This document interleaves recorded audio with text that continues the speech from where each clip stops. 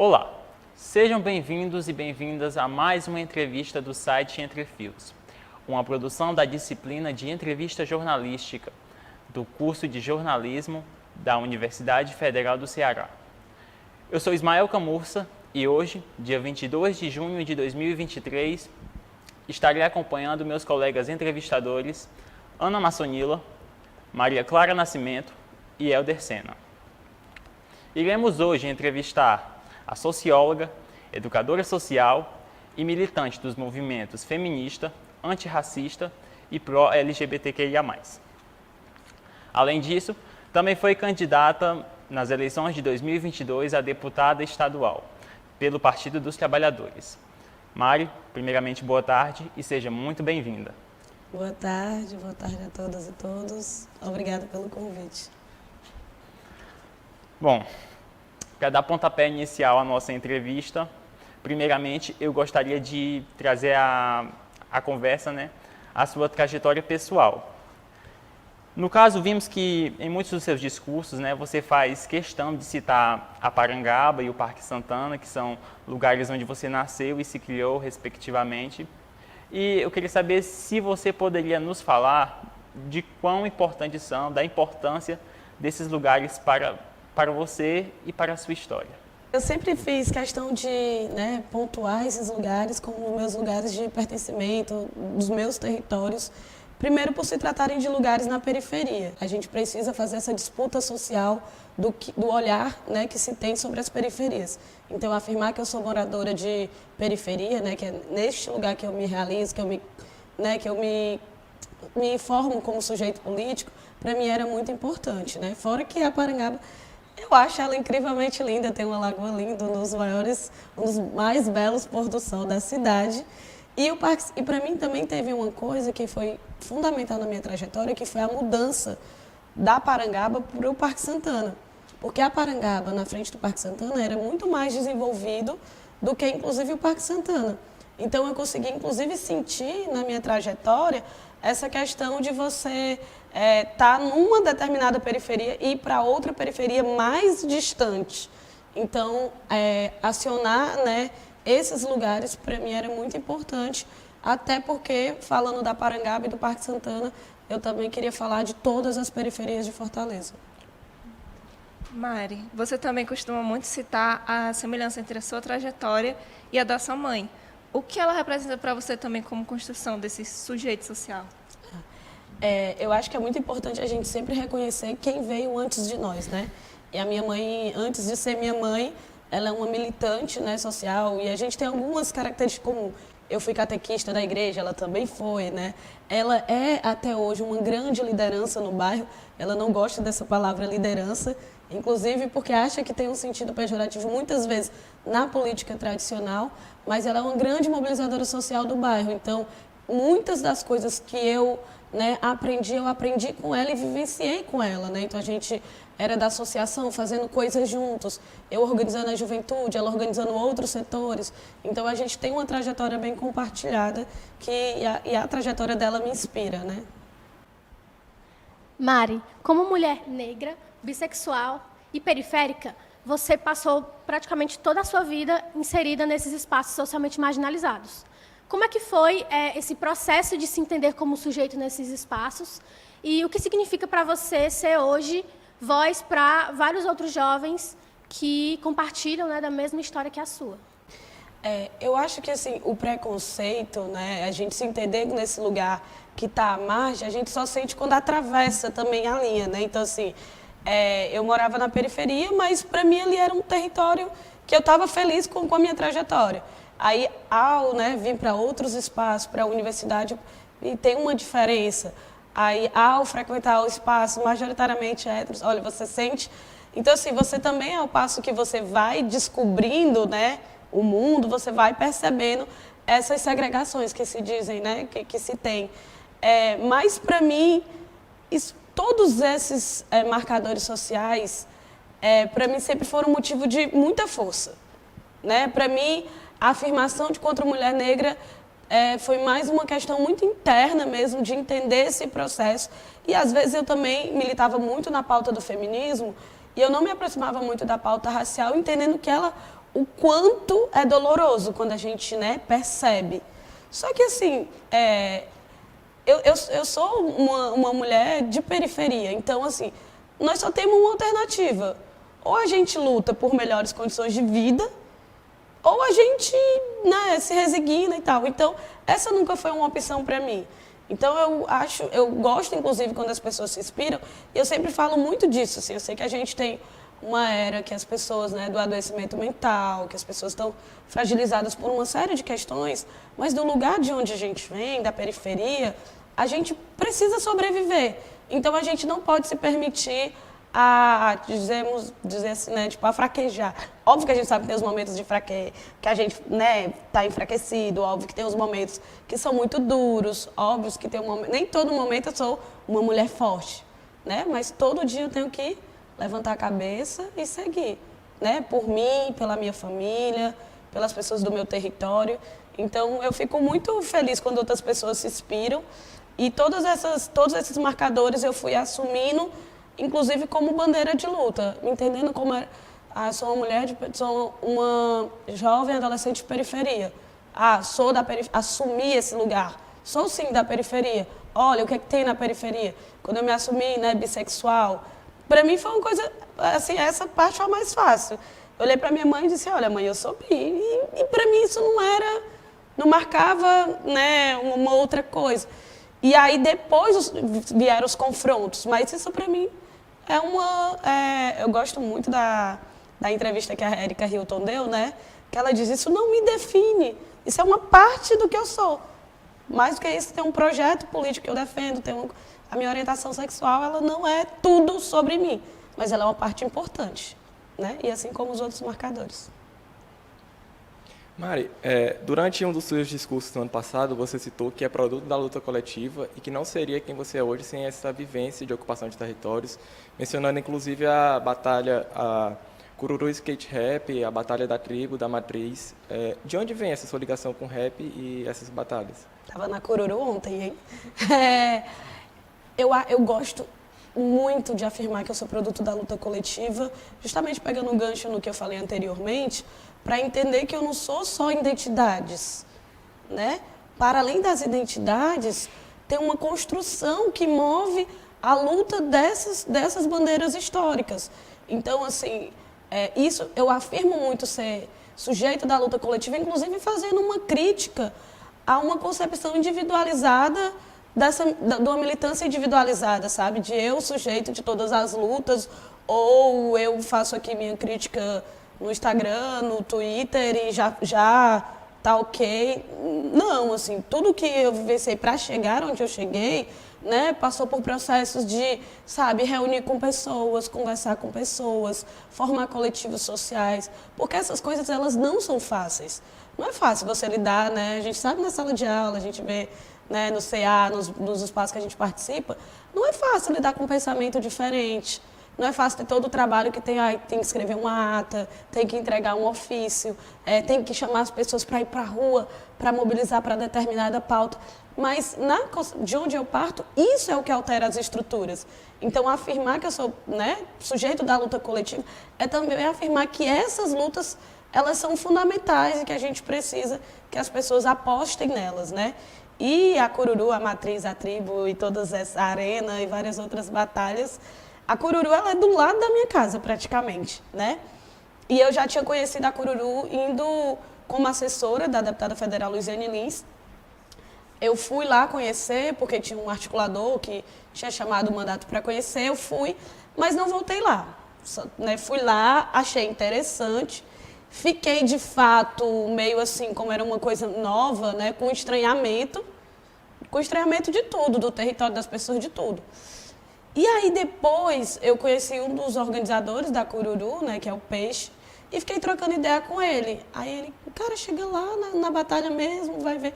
E aí eu fui assistir uma batalha e fui fui conhecendo as pessoas, fui me envolvendo. É tanto que, assim, Mari, como você gosta de rap, assim, eu gosto pelas batalhas. Assim, foi com as batalhas que eu conheci vários artistas do rap, que eu passei a escutar, que eu passei a acompanhar a cena do rap. E aí fui da Cururu visitando outras, porque aí eu conheci a galera, eles circulam, né, entre eles, e aí disse, chega lá, e eu fui chegando e vendo algumas coisas fundamentais. Primeiro que hoje as batalhas, eu acho que é uma das coisas mais revolucionárias que existe aqui em Fortaleza. Elas estão, a maior parte delas, na periferia, em pontos muito, estratégicos da periferia.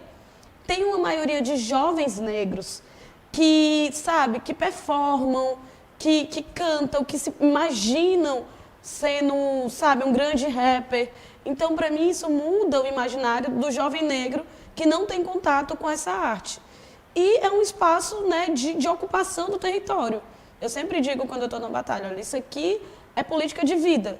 Enquanto tem várias coisas promovendo política de morte, as batalhas, elas promovem políticas de vida. Então, eu tenho uma relação, sempre digo, né, nos eventos que eu estou, com eles ou para fora, é uma relação verdadeira.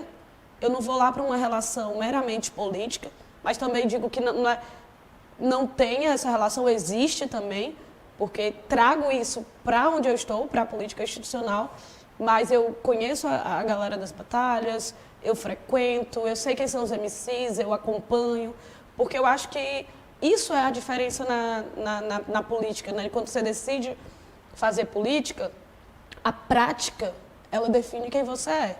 Então, para mim, eu tenho uma relação muito profunda com a galera e eles são queridos. Você também é socióloga pela UFC. Poderia compartilhar um pouco com a gente como essa decisão pelo estudo da sociologia se encaixou na sua visão e como ela moldou a sua perspectiva em relação a questões políticas e sociais? Eu acho que a universidade ela me deu as chaves teóricas de compreensão do meu mundo. Né? Minha primeira graduação, eu entrei na filosofia, não me identificava muito porque eu achava muito abstrato, e aí eu fui para ciências sociais, fiquei em dúvida nesse serviço, fui para ciências sociais, e nas ciências sociais, todas as áreas, a ciência política, a sociologia, né, a antropologia que eu ficava mais distante assim, mas todas elas me davam chaves para compreender teoricamente o mundo que eu já vivia. Então, a questão do feminismo, você estuda muito isso na sociologia, você vê, né, a questão dos conflitos sociais, então, todo o processo político que o Brasil viveu. Então, para mim, isso era uma coisa que me engrandecia, mas eu sempre via não da universidade para o meu mundo, mas do meu mundo, como eu pego esse conhecimento aqui que eu tenho na universidade, como eu pego esse arcabouço teórico e também melhoro para até disputar em determinados lugares que a gente costuma não alcançar.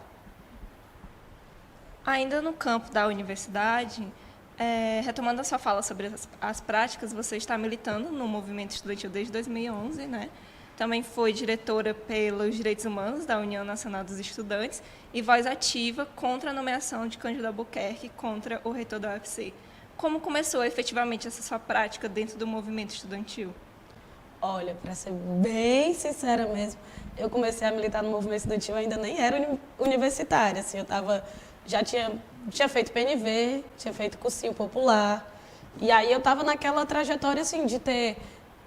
Sempre trabalho desde os meus 14 anos, então eu era aquela jovem que tinha terminado os estudos, queria muito ir para a universidade, então prestei vestibular a primeira vez, não deu muito certo, então eu estava ali naquela coisa ali entre, né, seguir no mercado de trabalho, seguir tentando a universidade, e eu conheci o movimento estudantil através do feminismo. Eu era militante já da Marcha Mundial das Mulheres, e aí, num evento, eu conheci no Festival das Juventudes, aqui de Fortaleza, que foi organizado pela prefeita, né, então prefeita Luiziane Lins, na COFECO, eu conheci todos os outros movimentos, inclusive o movimento estudantil. E aí eu adorei porque eram coisas que eu fazia no bairro, só que de outra maneira, outras pessoas, aquilo tudo era muito interessante para mim. Então eu comecei a ficar com a galera, a colar com a galera, e a galera tudo, né, muito aqui do Benfica, né, as caloradas, muita gente bonita, e aí aquilo tudo foi, rapaz, isso aqui é bem legal. E aí eu me envolvi, e aí, não, eu disse, rapaz, eu vou entrar na universidade, agora de todo jeito. E aí entrei na universidade e comecei a militar assim naturalmente. Mas, para mim, o movimento estudantil no começo era muito estranho. Porque, para mim, primeiro porque o movimento estudantil ele vem de uma linha assim, era a galera de classe média, né? Quem antes tinha condição de fazer movimento estudantil era muita galera de classe média e tal, então fazia muita reflexão teórica e tal, nas disputas e tal. E também, para mim, ficavam umas disputas que não faziam nenhum sentido. E aí, quando eu entrei, eu acho que esse foi o diferencial para mim ter durado tanto tempo, para mim ter chegado à Uni, hoje ter respeito de todos os coletivos, porque eu disse assim, olha, gente, isso aqui é muito legal, mas vamos fazer o que vale a pena e não, né, se desgastar com o que não vale. E foi uma experiência muito legal. A gente construiu muita coisa do movimento estudantil aqui na UFC, em vários outros espaços. E eu acho que a luta contra o Cândido, ela tem algumas dimensões muito importantes. Primeiro que ela reconecta assim, né, a UFC com sua história, porque já teve um outro momento, luta, né, contra o interventor na UFC. Inclusive a Luiziane era protagonista dessa luta nesse período. E também conecta a universidade com a sociedade, com o que a gente estava vivendo de retrocesso na sociedade. E o que eu achei muito interessante é que a universidade entendeu isso.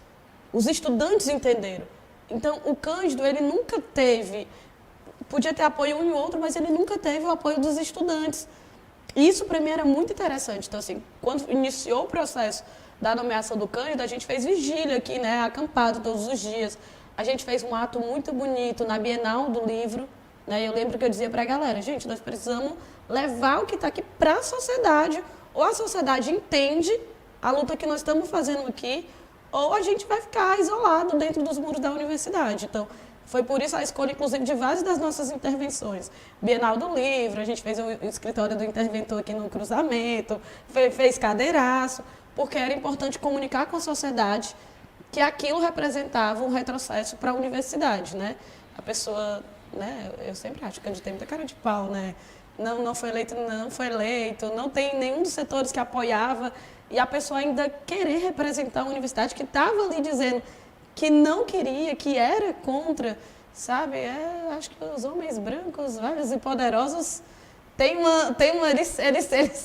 eles têm uma coisa assim que é só deles mesmo, capaz de não se incomodar com isso, né? Mas foi um momento muito bom, inclusive, para reavivar o movimento estudantil, para fazer uma relação mais próxima com o sindicato, né? Porque a gente, com o sindicato e outros setores, né, da universidade, isso foi muito bacana, assim. Eu sou muito feliz da minha trajetória no movimento estudantil, seja na Uni, quando eu estive na Uni em 2015, 2017, a gente também protagonizou muitos atos de rua, né? Porque era contra o golpe, era ali contra a ponte do futuro, do Temer, né? A ponte do atraso. Então, foi um processo intenso de ocupação das ruas, e ter feito parte disso é muito significante, é muito gratificante. Você atuou, né? Você atua, na verdade, na instituição Sempre Viva, a Organização Feminina, desde 2020, na qual busca promover a equidade e a autonomia das mulheres nos âmbitos políticos, cultural e social. Como é que você observa a relação entre o movimento feminista e as políticas institucionais, e de que forma esses dois espaços eles podem se complementar para fortalecer na luta por uma sociedade menos desigual? Olha, nós que entendemos feministas, ou que lemos e estudamos sobre gênero, né, no Brasil, no mundo como um todo, a gente sabe que o Estado ele não foi pensado para as mulheres. Então, sempre é um processo de tensão a nossa ocupação do Estado. Seja na política, seja na academia, né? Quantas reitoras nós conhecemos? Né? Então, assim, não é só na política, na academia, em todas as esferas, né? Até no campo das empresas privadas. O Estado sempre é pensado para os homens, pelos homens e para os homens. Então, é um processo de muita tensão, sempre. Eu acho que nós já avançamos muito, muito mesmo, mas a gente segue, inclusive ao passo que a gente avança, você vê como o patriarcado se reorganiza para tentar nos impor retrocessos. Por exemplo, nós temos hoje várias mulheres, né, que foram candidatas e foram eleitas. Né? Nós tivemos aqui, inclusive é o que eu estudo na minha dissertação, em 2020 a gente teve um boom de candidaturas mulheres.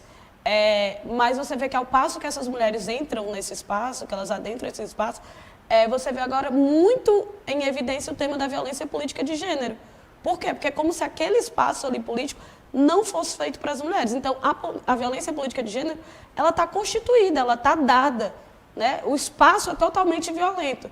Se a gente perceber, tem muitos lugares, a própria Câmara teve que se a adaptação da Câmara é muito recente para a presença das mulheres. Banheiro feminino no plenário. E você vê, assim, tem várias empresas que seguem essa mesma lógica, né? Então, assim, a gente vive num processo de tensão. E aí conecta com tudo que a gente já falou aqui anteriormente, que não tem como ter avanço se não tivermos organizadas, se a gente não ocupar as ruas. Inclusive, esse ano tem uma agenda muito importante para o calendário feminista, que é a Marcha das Margaridas. Então, na nossa meta é ter mais de 100 mil mulheres em Brasília, com um conjunto de pautas que nós vamos apresentar para o governo, inclusive um governo que nós elegemos, fomos para a rua eleger, mas temos uma série de reivindicações para melhorar a vida das mulheres, como, por exemplo, a pauta do cuidado. Hoje esse é um tema central, porque no centro dessa pergunta que você me fez, e que eu respondi que o Estado não é pensado para as mulheres, é pela lógica da produção e da reprodução, de que as mulheres estão no campo da reprodução. Ou seja, nós somos responsáveis por todo o cuidado da humanidade, seja com filhos, seja com os doentes, seja com os mais velhos, todo com o trabalho doméstico.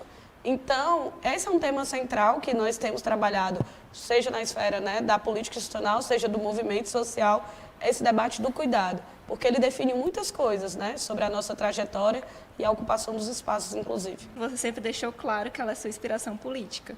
Como se deu essa proximidade com a Luiziane e o que ela representa na sua trajetória política? É muito legal, porque, assim, como eu falei, eu venho do território, né? E lá no meu bairro nós se organizamos, eu tinha ali, acho que 15, 16 anos. A gente se organizou para participar do Orçamento Participativo, que era um programa da Prefeitura Municipal de Fortaleza, né, que tinha como carro-chefe a participação popular. E aí, esse é o meu primeiro contato, participar do OP. Eu era delegada do OP Criança e Adolescente, na época, né? E aí fui conselheira. E nesse espaço a gente tinha, além de formação, debates, de discussão sobre a cidade, alguns momentos com a própria Luiziane, que ela ia lá e debatia com os conselheiros, né, do orçamento participativo sobre as pautas, sobre as demandas da cidade, sobre os projetos que estavam sendo pensados. Esse foi o primeiro contato que eu tive com a Luiziane. Depois disso, a minha mãe, que é a inspiração, né, minha mãe é louca pela Luiziane, apaixonada. Minha mãe trabalhou na gestão, na Secretaria de Assistência Social, coordenando um projeto que era com mulheres que eram atendidas pelo Bolsa Família. E aí é outro elo, né, da gente se aproximar através desse projeto, que para a gente era muito importante. Assim, esse projeto trabalhava com as mulheres atendidas pelo Bolsa Família. E aí eu fui conhecendo, né, pessoas do ciclo. Quando eu fui para o movimento estudantil, fui para o agrupamento, que tem relação com a Luiziane. E acho que as coisas da política, essa visão da política, foi nos aproximando, né? Então, essa visão da participação, de luta política, de radicalidade. A minha inspiração da Luiziane é porque eu vejo ela uma mulher muito radical. Uma mulher que é sempre à frente do seu tempo. Você vê que muitos jovens se conectam com a Luiziane, que não é dessa geração. E eu acho isso sensacional, você chegar num determinada geração, né, um determinado tempo da sua vida. E você ainda ter jovens, né, que se conectam com com o que você faz na política, com o que você afirma como projeto. Eu acho isso muito bacana. E a Luiziane é essa pessoa, ela é irreverente, ela é radical, sabe? Ela é generosa. E aí foi nisso que a gente se conectou e nessa forma de fazer política, assim. A Luiziane, ela é muito verdadeira, assim. E isso eu admiro também bastante. Ela é muito verdadeira. E tem a capacidade de sentir as pessoas, que eu acho que isso é uma coisa que também a gente tem em comum, sabe? Conseguir sentir o povo. Isso é muito importante para qualquer pessoa que está na política, né? Então, todas essas questões me inspiram. Agora, Mari, entrando de vez no assunto eleições 2022, e diante de tudo que você já falou sobre a inclusão de mulheres e minorias no geral na participação política, como que surgiu a ideia de dar esse passo adiante, de se candidatar a deputada estadual? Olha, como eu disse, eu começo a militar mais próximo do partido político, ali quando eu tenho 18 anos, entro no movimento estudantil, entro ali na universidade, então já organizava, né, um grupo no movimento estudantil. Aquele grupo lá sempre era muito entusiasta, né? Sempre dizia, olha, você vai ser nossa representante. Mas isso muito a gente falando entre nós, brincando, nunca algo de fato sério, né? E eu sempre tive na política, assim, sempre fui do coletivo da juventude do PT, né? Sou petista. Sempre fui do coletivo da juventude do PT. Sempre fui do diretório, da executivo. Esses espaços, né, institucionais da política, eu sempre ocupei, mas sempre com mais peso, ocupando esse espaço do movimento. E aí, em 2018, acho que foi 2018, que teve 2018 e 2020, essa onda de candidaturas e pós-Marielle, né? Porque, né, teve essa questão da Marielle e ela é um marcador para as candidaturas de mulheres negras no Brasil, né? Se você olhar assim, um grande marcador é a Marielle, né? O assassinato da Marielle. Ela, de fato, virou semente, né? É triste o motivo, mas, de fato, a minha visão é que Marielle, né, virou semente e várias mulheres negras puderam se colocar na política. Então, isso ganhou mais força. E a gente já vinha conversando e tal, mas porque nós somos um projeto coletivo, a gente não apresentou isso em 2020. E aí fomos sempre construindo essa perspectiva de que é um quadro que está preparado para assumir essa tarefa. Porque eu acho que é isso, também não é uma perspectiva personalista, porque a Mariana... Não, é porque eu sou um quadro da organização que cumpre determinados critérios que pode, assim como vários outros, né? Assim como vários outros. Então, a gente veio conversando com isso mais força e apresentando dentro da nossa organização o desejo de ser também. Justamente por entender que a esquerda, ela também precisa apostar na juventude, né? Apostar nas mulheres negras. Uma coisa que eu falei muito na campanha é que, gente, em 80 anos a Assembleia não teve uma deputada negra, então assim, qual o papel da esquerda nisso? E aí a direita tem mostrado essas candidaturas, né? Você vê aí Carmelo Neto da Vida, Priscila Costa, você vê várias coisas. Então isso era também uma provocação para a esquerda quanto defensora de um determinado programa, colocar esse programa em prática. E foi assim que a gente foi fazendo o debate internamente e surgiu a possibilidade. E aí, nesse caminho, inclusive, Luiziane ligou para mim e disse, olha, e aí, você vai ser? Você vai ser candidata mesmo? E é aquela hora daquela pergunta que, tipo assim, é um minuto da sua vida das maiores definições, né? Aí eu pensei, eu sempre fiz campanha política, sempre tive um candidato. Terei provavelmente. Serei eu a candidata, né? Porque se não serei eu farei campanha do mesmo jeito. Sou de um projeto coletivo. Então, serei candidata e toparei a missão. E assim fui. A campanha eleitoral de 2022 foi uma das mais curtas da história e você teve pouco tempo para se planejar. Ainda assim, você recebeu um número de votos expressivo, 15.453, e terminou como suplente. Quais foram os maiores desafios dentro desses dias agitados da corrida eleitoral? Acho que o primeiro grande desafio está na pergunta, foi o pouco tempo. Porque a gente já queria ser candidato, a gente retirou para apoiar outra pessoa, depois voltou, mas a gente não tinha comunicado para a sociedade, a gente tinha comunicado entre nós, vamos, mas a gente ainda não tinha, né, falado com as pessoas, grupos políticos. Então, esse foi o maior desafio, né, o ter tempo de preparação. O segundo maior desafio é que nós tínhamos a campanha também do Eumano, do Eumano da própria Luiziane, que parte dos nossos grandes, né, dos nossos líderes estavam envolvidos nessa campanha, que eram também muito importantes. Então, isso é muito engraçado, as pessoas dizem, você é uma candidata jovem, eu e toda a equipe. Então, nós éramos jovens, fazendo o que a gente já sabia fazer, porque a gente já tinha feito antes, mas com o desafio das grandes decisões. Isso é uma virada de chave importante. Porque, às vezes, quando a gente está compondo um coletivo e está participando de algumas campanhas, às vezes não somos nós que definimos sobre várias coisas. E nessa, que era a nossa campanha, a gente teve que definir sobre recurso. Não, o recurso vai para onde? A gente investe em quê? Como a gente investe? E a palavra final era nossa. Comunicação. Qual é a estratégia? Qual a melhor estratégia de comunicação? A gente investe nisso.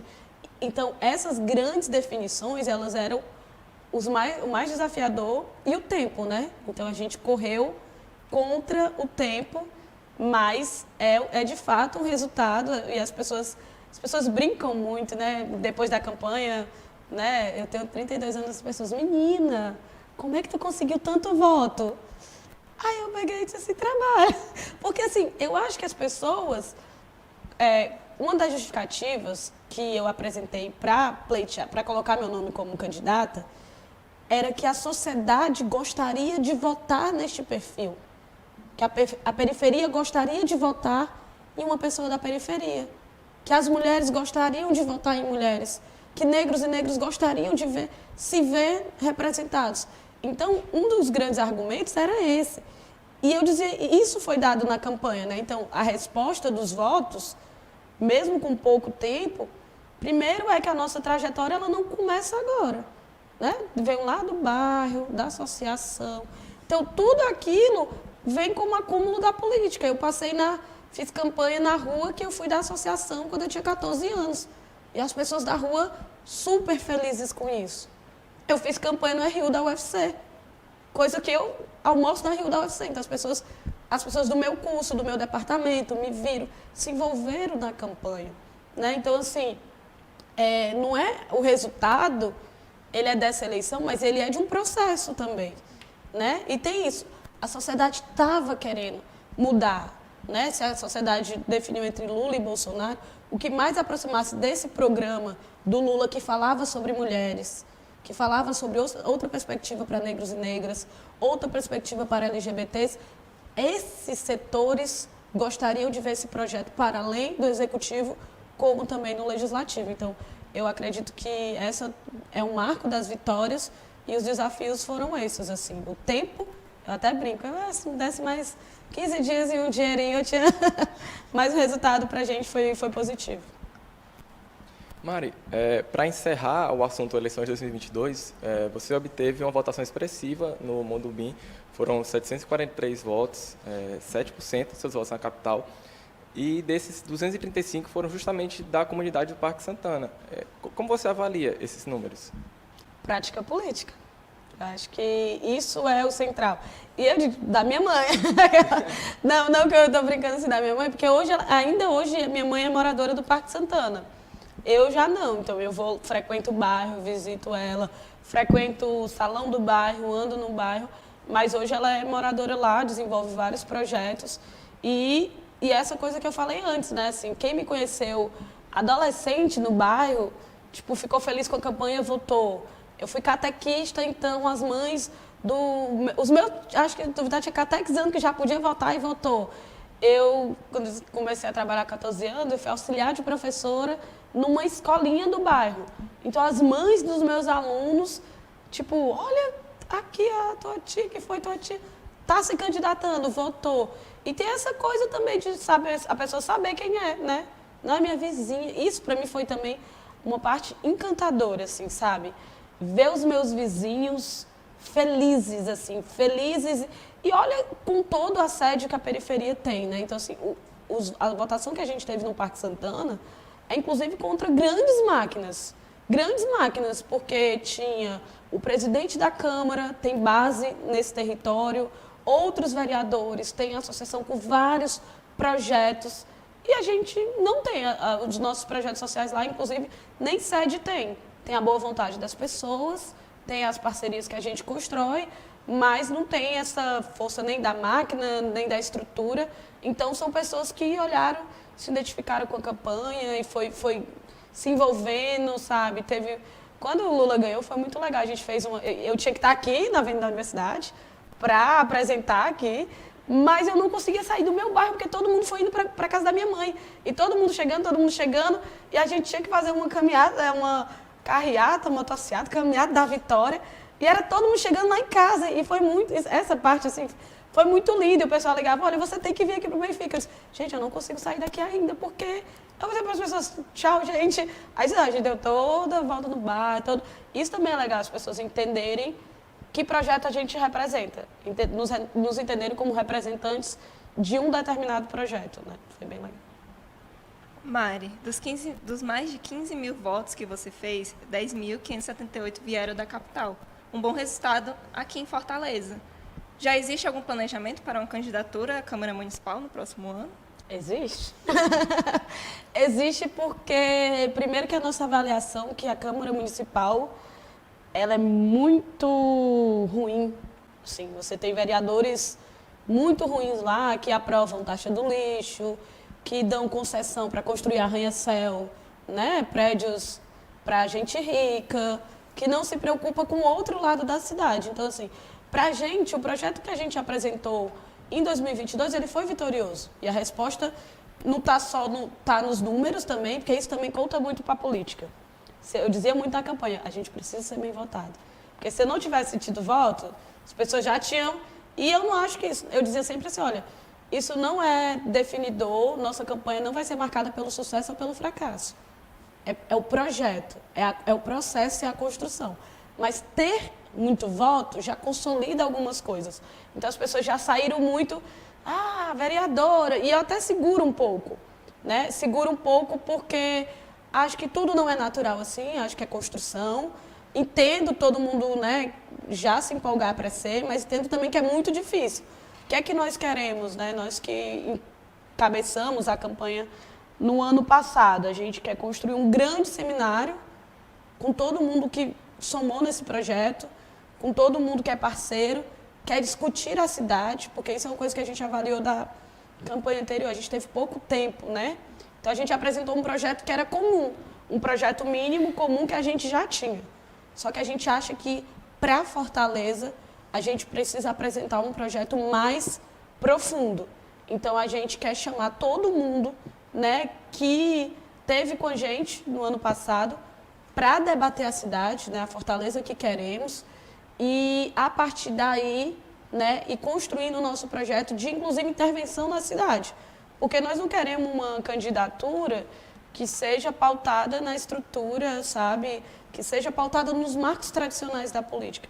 A gente quer uma candidatura que tenha pauta política e que essas pautas elas andem na sociedade. Por exemplo, eu fiz várias denúncias sobre a questão da taxa do lixo. Fui para a Câmara Municipal, era quase dezembro, era quase férias. Fui para a Câmara Municipal. A gente acredita que a gente precisa retomar um ciclo de luta política, né? Mas a gente vai se disputar as eleições do ano que vem. Convido todo mundo aí que estiver assistindo, se quiser se somar nesse projeto, é muito bem-vindo. A gente ainda não iniciou, assim, porque isso também demanda estrutura pessoal, financeira, coletiva. A gente está se organizando, deixando também as coisas se assentarem um pouco para, quando for agora no início do segundo semestre, começar esse processo de debate e reflexão. E aí uma ida mais ofensiva, né, para os lugares que a gente foi bem, como você colocou aqui, os lugares que a gente foi bem votado. Porque é muito mais difícil, né? Digamos, eu tive mais de 10 mil votos, mas isso não representa que eu terei essa mesma votação no ano que vem, né? A gente faz um cálculo que isso se divide por 2 ou 3, porque tem muito mais candidatos a vereador, tem menos recursos, né? E uma série de questões. Mas nós acreditamos que podemos ali ir buscar os 10 mil novamente e mostrar, né, para o Brasil, mas mostrar principalmente para Fortaleza que a cidade quer uma outra opção política, que a cidade aposta na sua juventude. Porque é isso.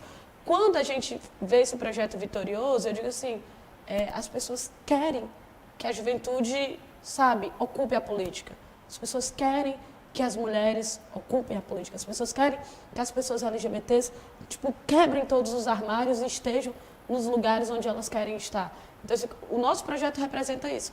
E a gente acha que Fortaleza merece e vai aí estar com a gente nisso. O que esperar da Mária Lacerda a partir de 1º de janeiro de 2025, caso ela seja eleita? Olha, difícil. Eu acho uma grande festa. Primeiro porque eu sou uma pessoa alegre, eu sou uma pessoa da festa, mas eu acho que é uma festa de celebração de um projeto que não parte de agora, como eu disse, vem das pessoas que vieram antes de mim, mas um projeto que vai vai com a periferia, que vai... a pergunta me emocionou, imagina. Me emocionei com a pergunta. Mas eu acho que é isso, sabe? Eu sempre digo muito para as pessoas que a gente precisa celebrar nossas vitórias. Então, né, chegando lá no dia primeiro nós vamos celebrar, porque a gente sofre bastante, a gente luta bastante e a gente merece celebrar nossas vitórias. Acho que esse é o primeiro grande acontecimento. E o segundo é o compromisso de um mandato fincado nas bases, né? Mas um mandato muito disposto a crescer bastante e levar para aquela Câmara Municipal as pautas, né? Aí conectando-se uma das primeiras perguntas das margens. Porque eu acho que esse é o nosso papel na política. Levar, né? Explodir essa coisa de margem e centro, né? Mas a gente sabe como existe, pegar tudo aquilo que está à margem e colocar no centro da política, né? Fazer disso o centro do nosso debate político. A nossa entrevista vai ficando por aqui. Mari, agradecemos por sua presença, foi uma honra incrível e um prazer imenso te receber aqui. Obrigado por proporcionar esse momento sublime. Eu que agradeço, foi muito bom estar com vocês essa tarde. Agradeço as perguntas, é uma oportunidade de eu, inclusive, revisitar minha própria trajetória, né? Às vezes a gente esquece da nossa própria trajetória, então foi uma tarde muito prazerosa, muito obrigado. Parabéns aí ao Entre Fios, estou aqui ansiosa para assistir. Também gostaria de agradecer aos nossos entrevistadores, Maria Clara Nascimento, Ana Massonila e Helder Sena. E um agradecimento também à nossa equipe dos bastidores que ficaram responsáveis por produção e edição, o Yuri Gomes e Maurício Isidório. E até a próxima.